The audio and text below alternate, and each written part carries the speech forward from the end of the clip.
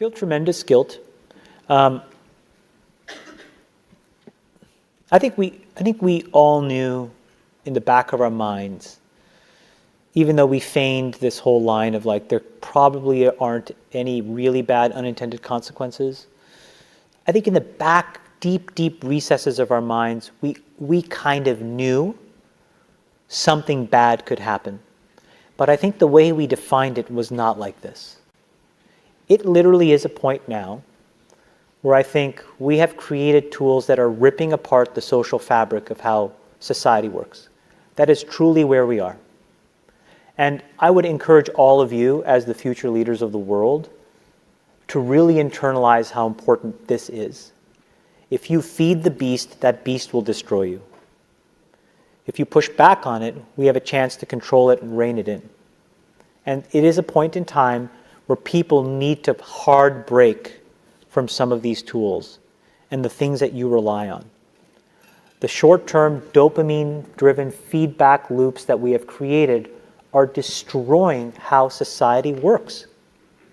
No civil discourse, no cooperation, misinformation, mistruth. And it's not an American problem. This is not about Russian ads. This is a global problem. So we're in a really bad state of affairs right now, in my opinion. It is eroding the core foundations of how people behave by and between each other. And I don't have a good solution. You know, my solution is I just don't use these tools anymore. And it's weird. I guess I kind of just innately didn't want to get programmed. And so I just tuned it out.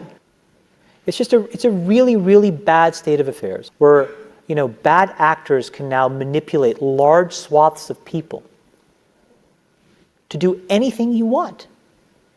And we compound the problem, right? We curate our lives around this perceived sense of perfection because we get rewarded in these short-term signals, hearts, likes, thumbs up, and we conflate that with value and we conflate it with truth.